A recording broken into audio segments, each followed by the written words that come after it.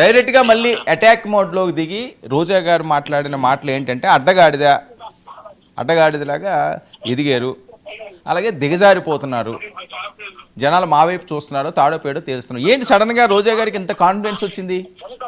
రోజా గారి కాన్ఫిడెన్స్ కూడా రోజా గారికి నోటి దూలం చెప్పచ్చు. అంటే రోజా ఓటమికి కారణం శత్రువులు ఎవరు రోజా దగ్గర ఉంటారు. ఎందుకంటే గతంలో కూడా అడ్డగాడిద ఇప్పుడు ఆమె మహిళ, ఆమె మనం మాట్లాడకూడదు, ఇంకనే ఎక్కువ మాట్లాడకూడదు ఎక్కువ, కానీ ఆమె మహిళను మర్చిపోయి అడ్డగాడిద అని మాట్లాడటము ఇవన్నీ కరెక్ట్ కాదు. ఎందుకంటే ఈ రోజు ఊరిలో ఉన్న పరిస్థితిలో రోజా గారు లాంటి కామెంట్స్ చేయడము, ఇట్లాంటి కామెంట్స్ అన్ని మేము చాలా సార్లు చూసాం.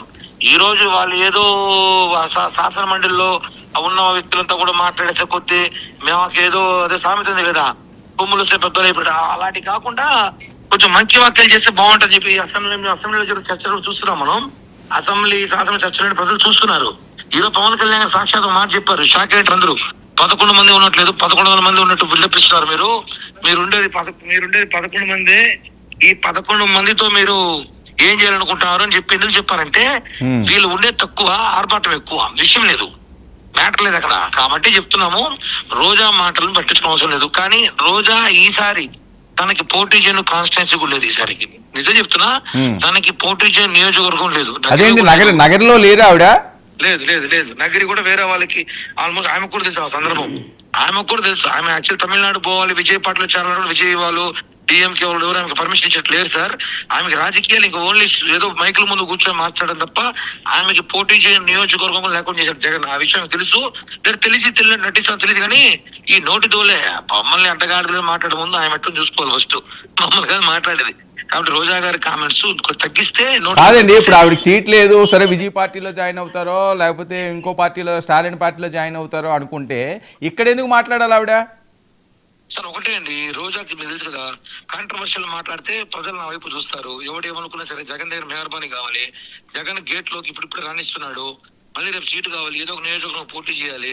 మమ్మల్ని తిడితే తెలుసు కదా, జగన్ కూటమిలో ఎంత తిడితే అంత సన్మానం చేస్తారు. కాబట్టి రోజా గారు మాటలు పట్టించుకునే పరిస్థితి లేదు. ముందుగానే ఒకటే చెప్తున్నా, ఆమె మాట్లాడే మాటలు పట్టించుకొని రాజకీయాలు చేయాలంటే రాష్ట్రం రాజకీయాలు చేయలేము. ముందు ఆమె మమ్మల్ని అడ్డగాడుదనే బదులు ఆమె ఎలా ఉందో, వాళ్ళ అన్నదమ్ములు ఎలా ఉన్నారో, చుట్టుపక్కల ప్రాంతాల మనుషులు ఎలా చూసుకోవాలి. వాళ్ళకి ఏమైంది? వాళ్ళు ఎట్లా ఆయన తెలీదా?